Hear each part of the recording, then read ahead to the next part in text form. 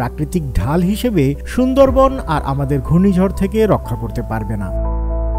যদিও সাগর না থাকায় ঘূর্ণিঝড় হবে না, কিন্তু ধূলিঝড় বা ডাস্টি স্টর্ম হবে আমাদের নিত্যসঙ্গী।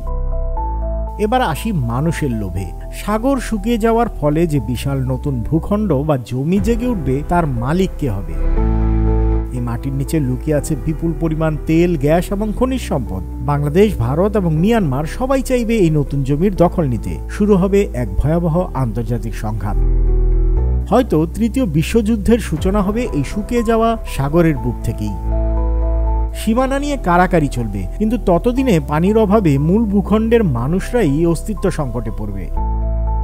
ভাগ্যক্রমে এটি কেবলই একটি কল্পনা। বঙ্গোপসাগর আছে বলেই আমাদের ফসলের মাঠে সোনা ফলে, আমাদের প্রকৃতি এত সবুজ।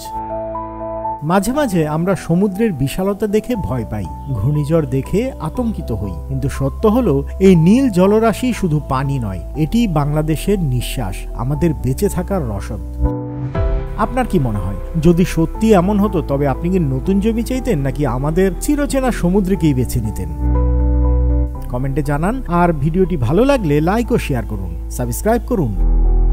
আন্তবাণী, বাংলায় সারা বিশ্ব।